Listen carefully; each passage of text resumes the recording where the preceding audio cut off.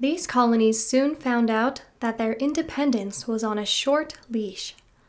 How British colonial governance shaped American independence, creating America. Governing Colonial America by guest essayist Tom Hand of AmericanaCorner.com.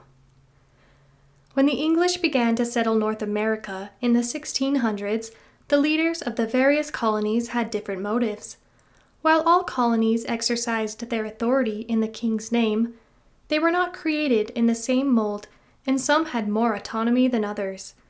In fact, there were 3 different types of colonies: royal, self-governing, and proprietary. Royal companies were owned and completely administered by the crown. The governor and his council were appointed by the king, and these lands existed simply to generate wealth for England. Although few land grants began as a royal colony, by the American Revolution, 8 of the 13 colonies were this type. Virginia, converted in 1624. New Hampshire, 1679. New York, 1685. Massachusetts, 1691. New Jersey, 1702. South Carolina, 1719. North Carolina, 1729. And Georgia, 1753. Self-governing colonies were formed when the king granted a charter to a joint stock company, which set up its own independent governing system.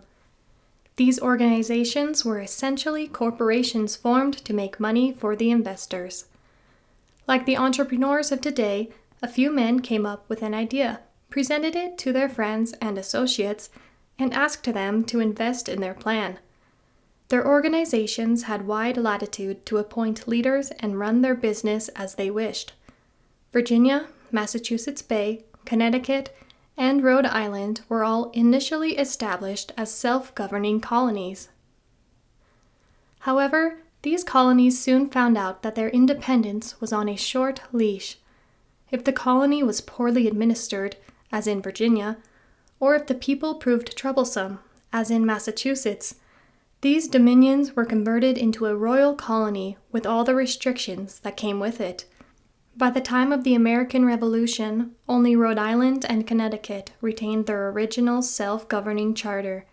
The king always had the final say. Proprietary colonies were land grants given by the king to one or a few favored men called proprietors.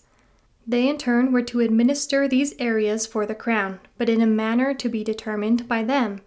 The proprietors appointed the governor and his council, determined the laws, but they had to be approved by the crown, and ran the territory as they saw fit.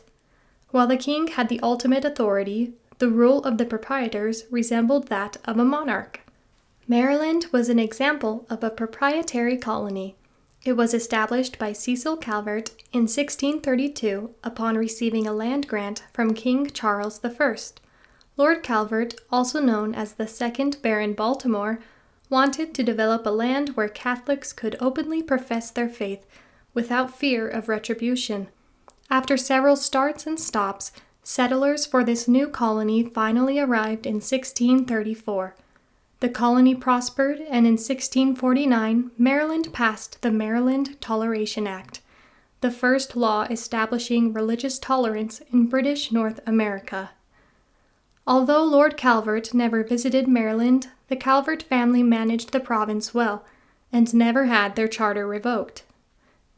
Not surprisingly, these proprietary colonies, which operated without a great deal of input from England, were not as anxious to sever ties with the mother country as those with more stringent controls. For example, the Pennsylvania Assembly had to replace 5 of its initial 9 delegates to the Second Continental Congress to get a majority of delegates to be in favor of independence. Delaware, which was another proprietary colony, had to send an extra delegate, Caesar Rodney, on a midnight 80-mile ride to Philadelphia to break the tie in their delegation so the state could vote for independence. By the time of the American Revolution, only Delaware, Maryland, and Pennsylvania remained as proprietary colonies, none of which were hotbeds of rebellion.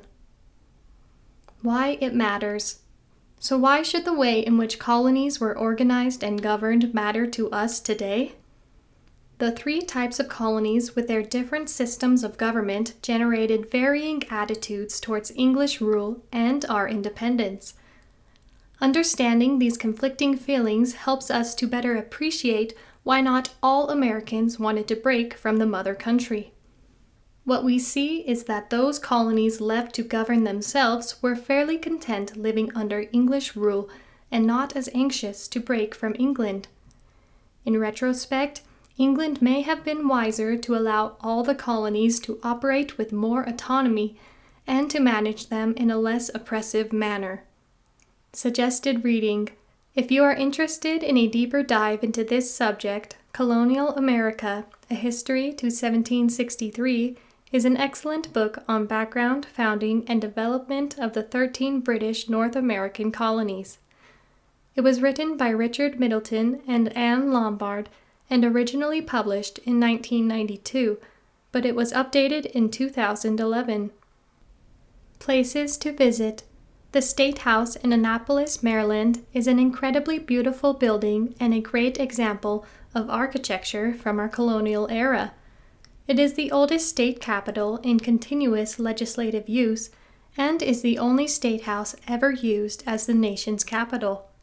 Seeing it and the rest of this historically significant seaside city would be well worth your time. Until next time, may your motto be Ducit Amor Patriae, love of country leads me. Tom Hand is creator and publisher of Americana Corner. Tom is a West Point graduate and serves on the Board of Trustees for the American Battlefield Trust, as well as the National Council for the National Park Foundation.